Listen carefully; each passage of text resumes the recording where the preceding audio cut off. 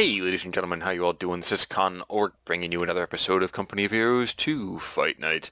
This particular game pits the blue-trunked forces and OKW uniforms of Luciano against the appropriately Soviet red forces of Kirov. I want to take this time to point something out real quick even before we get into the commanders. First of all, this is a Lost Glider. Second of all, a nice little modification to pick up this special rifle command as soon as possible close to the leaving point for the combat engineers, something to kind of keep an eye on moving forward. But no, there was a quote that came up just before the game loaded in that I think is a wise word to pay focus to for all of us. Excuse me. Attributed to General Erwin Rommel, that kind of savant of combat in North Africa and personal World War II, let's say hero of mine, made a comment, don't fight a battle if you don't gain anything by winning. And definitely advice for us to kind of take note of whenever we fight a Company of Heroes battle. You see a lot of times players will go and fight a losing engagement when really all they need to do is just retreat, regroup, and come out swinging someplace else. I just want to kind of think about moving forward, so maybe I'll get the chance to kind of highlight that today. Alright, though, but let's see what we have on the field already. We are going to see a couple of Volksgrens coming out for Luciano because he's going for very much a standard opening on this field. The one Sturmpyos and a couple of Volksgrens, as well as the Kubelwagen to kind of rush around and pick up some points. Now, Kirov, on the other hand, looks like he's going to be basing a lot of his troops off of Penal Battalion and Guards. You can kind of take a look at his bulletins, and just maybe we'll probably see a little bit more veteran Soviet infantry. Luciano, in the meantime, though, has decided to go and pick up his first commander already, Scavenge Doctrine, so he's going to go for the infiltration tactics, MI Flak Panzer buddy. Kirov, on the other hand, might be bringing along Guard Mortar Coordination Tactics. He's also going to have Mechanized Support Tactics and Partisan Tactics. While I sincerely hope we're not going to see Partisans, at the same time, Lost Glider is an excellent opportunity for those Partisans. You see, there's so many buildings to just pop out of and just nuke tanks, or any kind of fighting vehicle whatsoever, pretty much without any kind of real opposition. We are seeing in the meantime, though, there is still one fuel point being picked up for the Germans, and I'm not sure if this is just a frustration cap out of them or what it is, but these penal troops might consider backing up pretty soon here. Another squad does come in to kind of back them up, but I'd be very surprised if they are able to stay on here. Oh my gosh, never mind, folks. These guys are actually drubbing their German counterparts. It is 9-on-3, and although that last couple bit of pixels was just screamed, please shoot me, it just did not happen. I guess that's sometimes how the way the cookie crumbles. Meantime, though, Kirov has managed to decap this eastern fuel point, which is going to be a bit of a frustration for the OKW forces. Let me just fill this down a little bit more so we can see a little bit more to the field. Combat engineers are holding off the Kubelwagen and might consider moving back sooner rather than later, mostly because, that thing takes damaged engines awful easily. But no, Luciano is definitely getting fought to a standstill by these Penal Battalion troops. These are not a usual build from people. Yes, it is true they have the satchel charge, and yes, it is true they can Ura, and yes, it is true they can get a flamethrower, but, I mean, conscripts are very versatile. In comparison to the Penal Battalion, they're very good at being kind of anti-garrison and kind of that, anti-garrison, really, so the satchel charge and the flamethrowers. But I guess, especially me, I overlook exactly how much damage they do. You can see these guys, while there is a truth to the numbers being fought against them, they are just drubbing those Volksgrens from a very short distance. Whew. Wow, it's tons and tons of firepower going on back and forth. Nevertheless, we are going to see there is still not a single VP captured. Both guys are more concerned about picking up resources than picking up kind of that moving along the victory condition on the field, which something to a certain degree is nice to see in the early game. Very often you see people kind of tunnel vision onto picking up each of these 3 points and losing out on early fuel control or strategic control to keep them in touch with all the resources. So it's very nice to see opponents actually, being more concerned about the early game. And strangely enough, I am going to wonder, though, why the Germans don't decide to pick up maybe this center VP at this point. They have managed to cap up an entire side of the map. You do see, look at the strategic map right now, they have the eastern portion of the map. And it could definitely be a very, very wise decision for them to get the center VP. First of all, it connects them to their western munitions point that's right over here. No, finally, I'm going to pick up strategic point instead, and that will connect them to both potentially the fuel and the munitions point. Russians, in the meantime, we do see one of those, guards, Penal Battalion squads has been upgraded with that flamethrower. And against Strom Pios in the open, yeah, the Pios might want to consider backing up pretty soon here. Even more so when you have a flamethrower that's going to be pointed at your Kubelwagen. He's just barely out of that firing arc, isn't he? He's only taken fire from that one window. Kind of a very, very interesting spot to be in. But I guess he is forced away. But at the same time, we are going to see that Luciano is calling in those Jaeger lights coming in behind these penal troops. I mean, although they're going to probably get forced away pretty quickly by these flamethrowers, I guess the only thing they're really trying to do right now is just back them out of this house. Kubelwagen is going to get a little more efficacy out on these penal troops. Jaegers are going to have to retreat back through. Yes, they are. They're going and retreating forced away right now. Sturmpires are rushing in. Luciano is just tunneling like crazy, trying to pick up squads here, and if he manages to do so, it'd be quite a coup. No, he doesn't, but this other one gets forced away as well. Just a sliver of health. In North, we're going to see combat engineers are even getting in on the action, fighting off these Volksgrens, but might see Kirov drop a squad. No, both guys doing very well in squad preservation. And just very, very shocking to me to see no real losses happening out just this early. I've seen a lot of games recently where combatants are just not quite on top of things. But okay, we are going to see a very, very deep push happening up over here by these Russians, looking to pick up the Western strategic point, cutting off this munitions point. Lonely Glider. Lost Gliders are an excellent map to go for those kind of decaps. So you see the strategic points right here do really connect you to all the important territories in the field. So just kind of an idea for those people who have not really had a whole lot of experience on this map. You do want to focus on those deep frustration decaps. And Kirov has decided to go for that guard mortar coordination tactics. So he's got the T-34-85, those guards as well as the mortars. So we see a lot of very, very veteran Soviet infantry coming out here. And we do see already that in terms of just the veterancy game, right off the bat, these penal troops are doing really quite well against their opposite numbers. Infiltration grenades go in, though. Not going to do a whole lot. He does back away in time. It's just kind of wondering why he didn't perhaps charge forwards while he was throwing the infiltration grenades. But hey, hindsight is 20/20. Meantime, we do see an SWS has come out for Luciano, and down in the south we are going to see also that, what is that thing always called? Support Weapon Compania is out as well. You can definitely tell that from that Zis gun that's out in the field. Since he has not seen, or not gone under any kind of ISG fire, it's a pretty safe assessment made by Kirov. The Luciano's going to wait to probably go for his mechanized regiment headquarters, and I think right now Luciano's just waiting real quick to actually afford. No, he can. If he can afford it right now, I'm not sure what he's waiting on at the moment then. No, maybe he's a little busy down here microwing, so that's what it is. Kubelwagen getting forced away, but I think actually has 2 stars on it, which is kind of weird. Very strange to see that kind of thing. And what I want to see a 5-star Kubelwagen. For multiple reasons. One, because it never happens.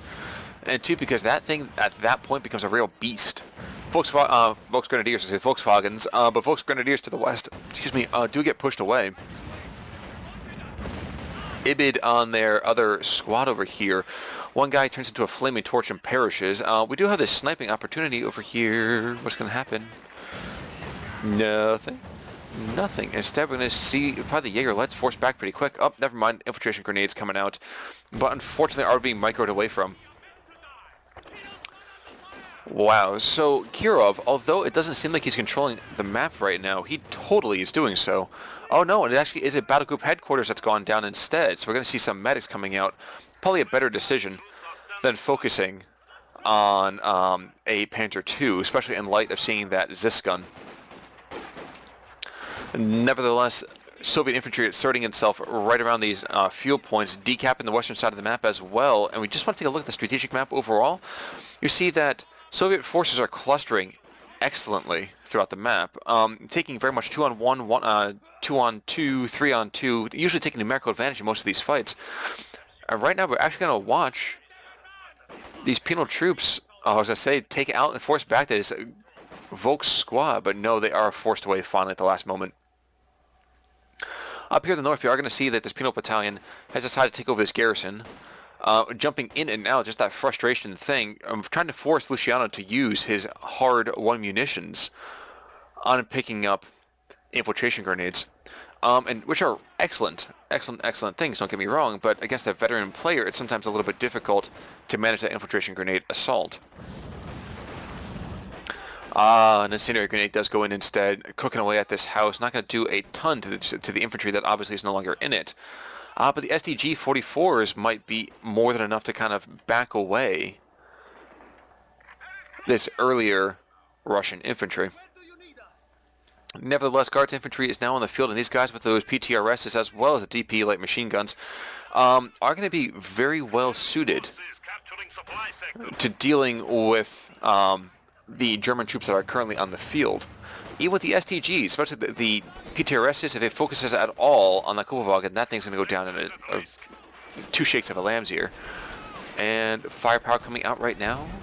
No, this gun instead's going to start lighting it up. So if that Kupowagen doesn't back up in time, no, it manages to get away. These Guards infantry are in fact forced back. Whew.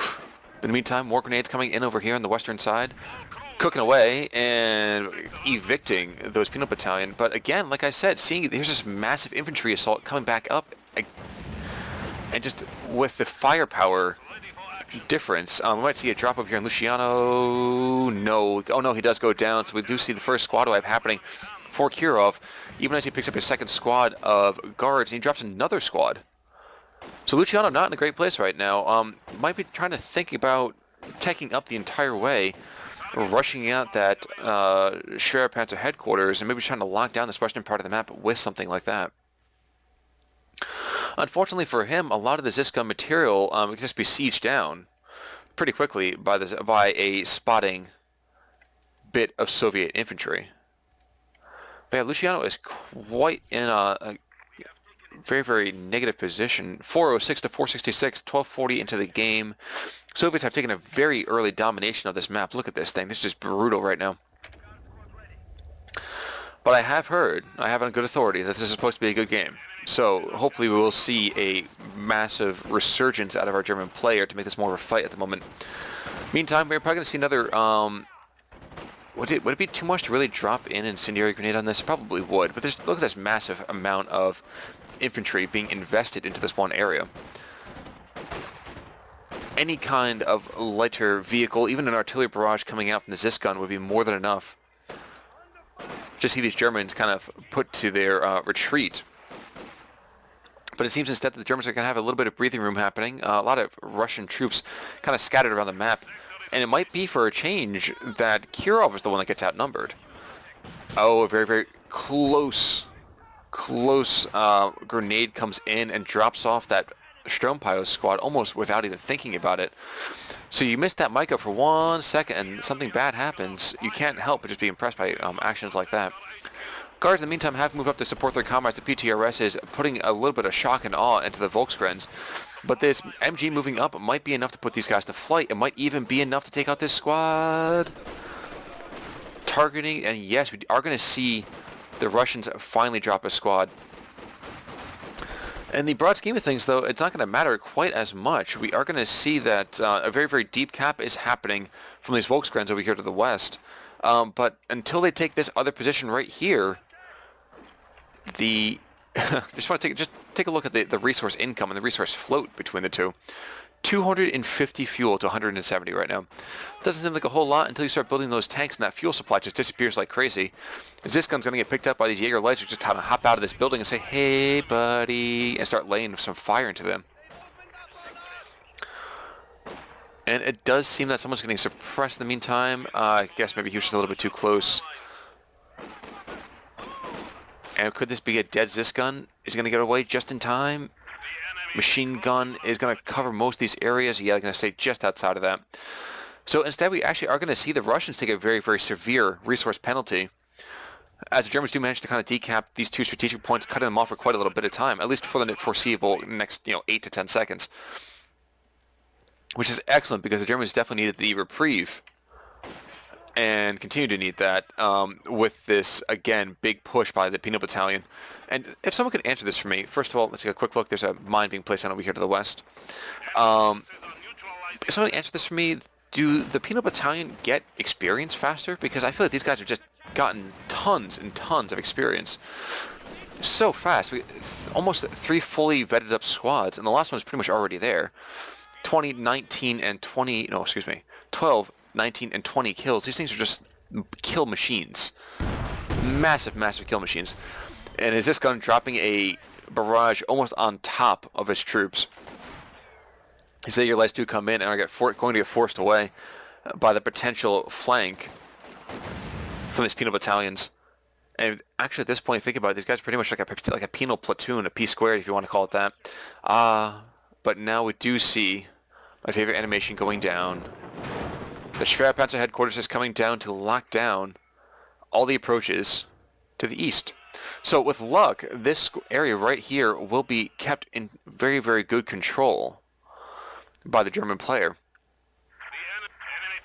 Unfortunately for him, he is still down 150 VPs right now, and with the Russians showing no signs of slowing down, it might be very much an uphill battle. And now we're also going to see both the Mechanized Armor Company as well as the Tank Battalion Command have been built. So are we going to see perhaps a T-34 coming up pretty soon? That might be a good option, and more than enough in the current state of the game to allow Kirov to kind of keep his control. Maybe waste a little bit of time for that manpower. I can never remember how much that costs. No, 300. So yeah, maybe another minute, 30 seconds or so, and we will see that particular tank being built. More mines going out in the field, mine going over by the fuel point, and these Volksgrens are just desperately trying to back things up.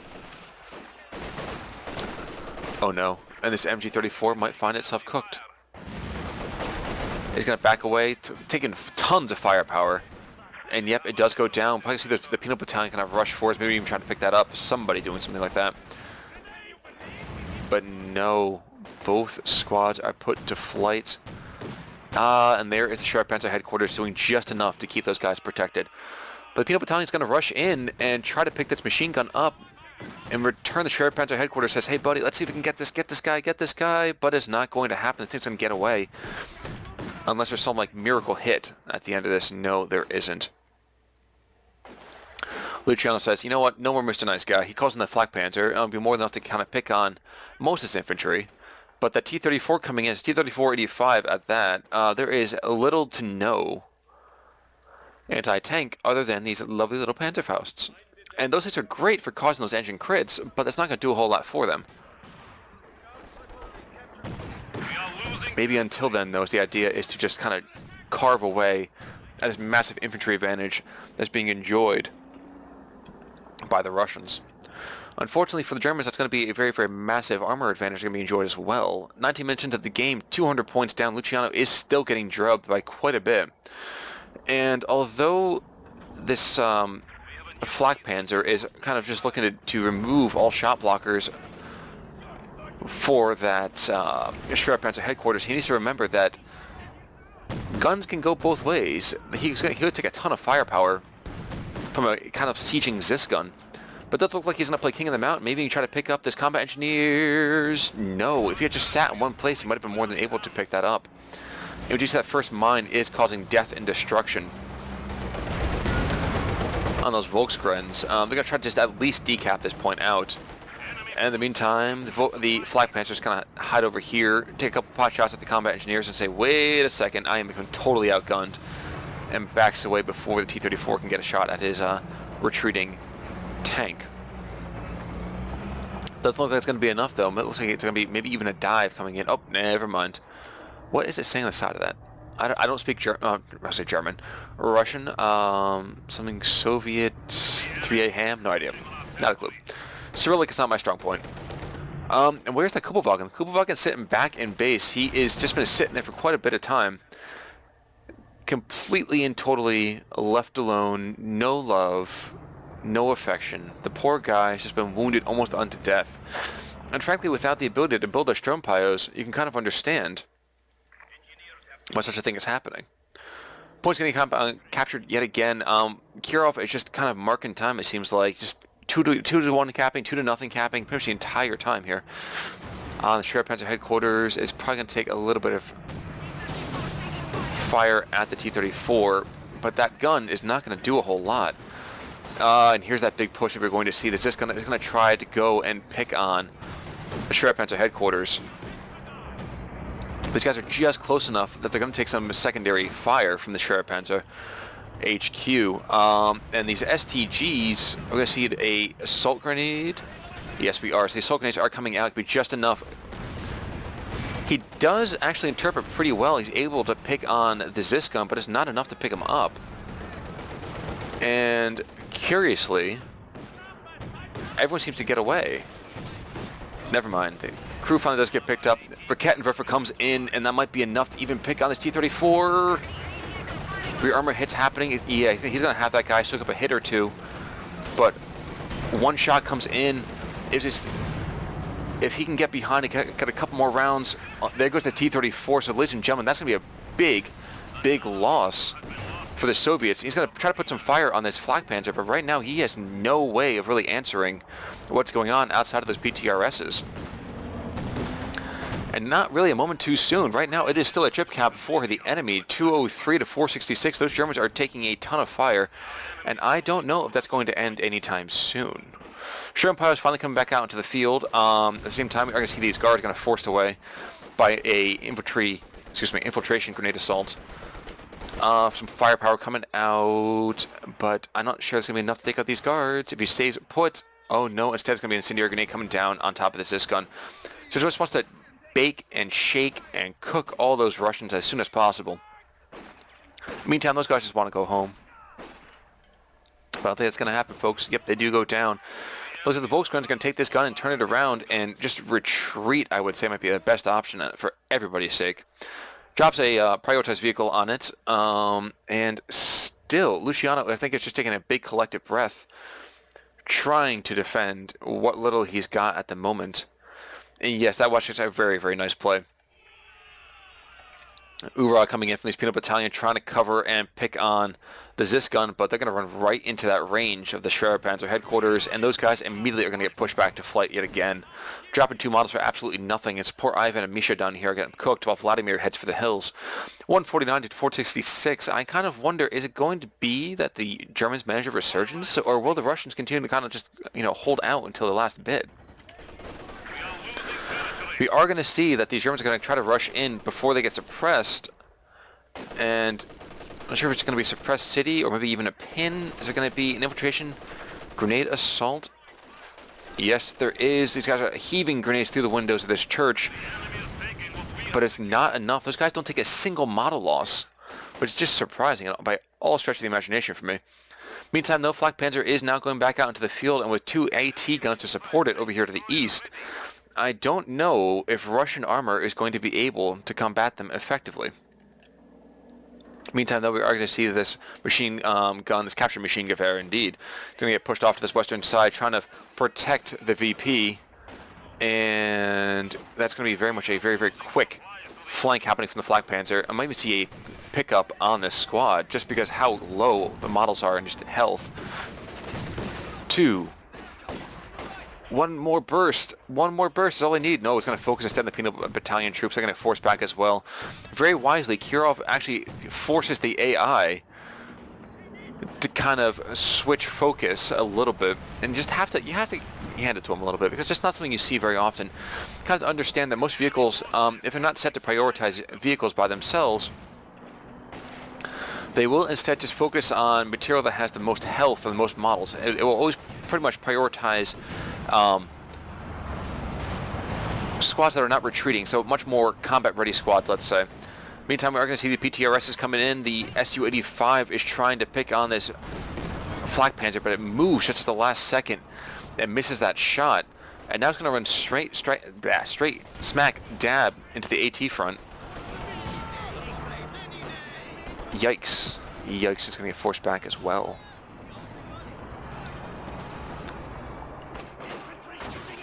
And here comes another grenade coming in. These Jaeger lights are going to take a rather hefty hit. Nope, just much more to HP than anything else.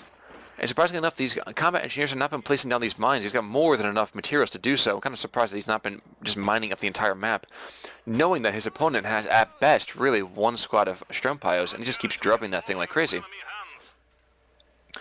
100 to 466. Doesn't look like maybe Luciano's going to drop this one, unfortunately for him. He is going to be able to start picking up these points yet again. And really with just the Su-85 on the field, and now another Zis gun, Luciano might even be threatening control. It's not easy. He's been taking a lot of losses to do so, but it's not, you know, it could be happening. The sector is at risk. Whew. He could definitely call in another Ostwind. That might be a good idea as well to see something else. Got to kind of support his flanking opportunities against all this infantry. But it's just not quite happening at the moment.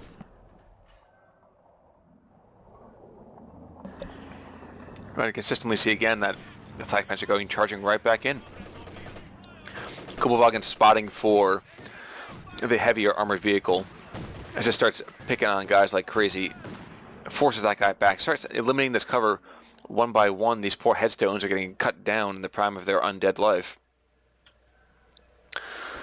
And yeah, you know what? It's surprising to me to say, but I'm seeing a lot of these troops. Oh no, never mind. Maybe the Flak Panzer might get its first major kill of the game. No, it doesn't. Instead, we're going to see these peanut battalion troops running in, running out, running in, running out, and not able to be able to decap this entire thing are those Germans. Never mind though, this gun does come up. It's going to take a shot at that Flak Panzer. Probably another shot maybe as it retreats. No, it is now hiding behind that glider. Luckily for them. It might be an excellent opportunity to actually utilize that whole barrage ability. Oh no, he can't. It's still a little bit too expensive for him. But we see flirting with on the horizon. We might even see a trip cap for the Germans. Wouldn't that be a shocker at the moment? Incendiary grenade, excuse me, an infiltration grenade is going to happen? No, not going to happen. Instead, we are going to see them be forced back by the peanut battalion troops yet again.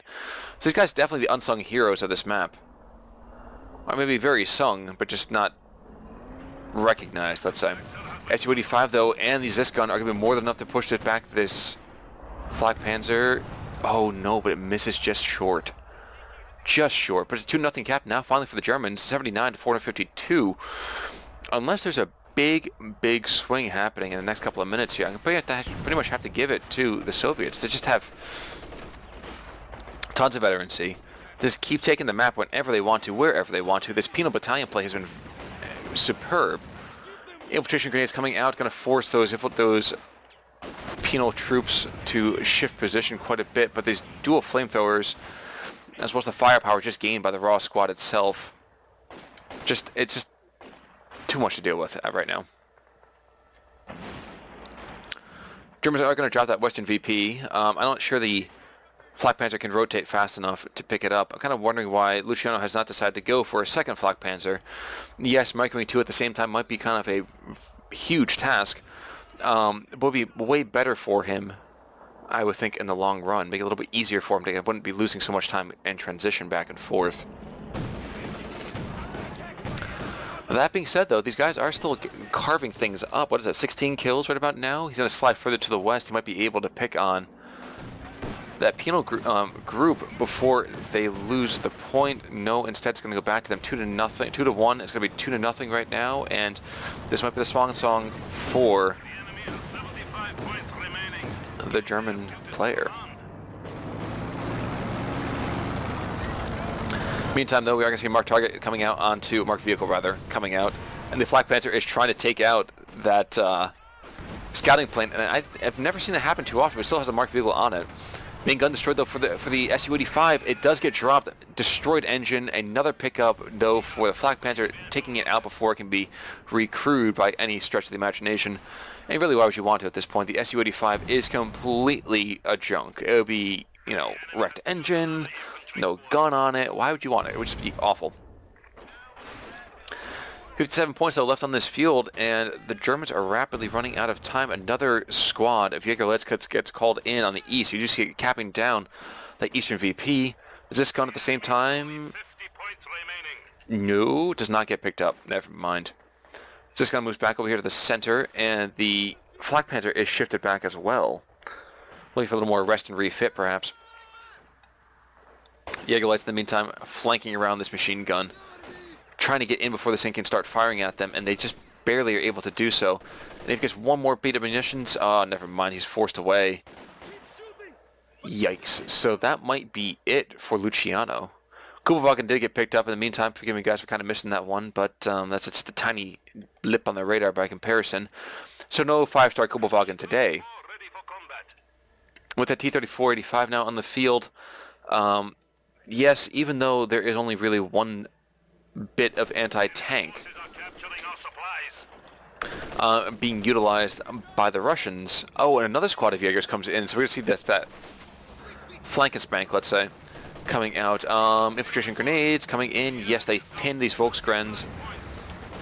Use your grenades. No, you can't, because you're still technically in combat. That's just a brutal issue going on here, and the Jägerlet's going to push back by this T-34-85. Crushed in some cases, but just pushed away.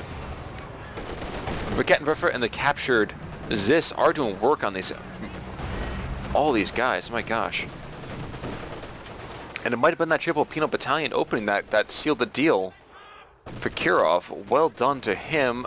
17 tickets left, 17 to 436. Very, very unique take on most Russian gameplay. Usually you see that just that conscript spam. And yes, those guys are quite good, but just it's not going to be enough, I guess, to hold out against much more superior Axis infantry. Our victory. The enemy has 10 points remaining. That's just going to does come back out again, and that T-34-85 is going to take him out as well. And I think Luciano just is phoning it in for the last couple of tickets. So well played to Kirov, well played to Luciano. And guys, thank you so much for tuning in for this particular game. As always, if you have a game you want me to check out, please let me know. Email me, give me a message, tell me where the link is. I'm more than happy to check it out. But that's going to be it for us today. If you like what you see in the video, like, comment, and subscribe below. Our number grows daily, and I just can't thank you guys enough for all the support you show the channel. And I will see you guys all next time. This is Con O'Rourke signing off. You all have a great day. Take it easy.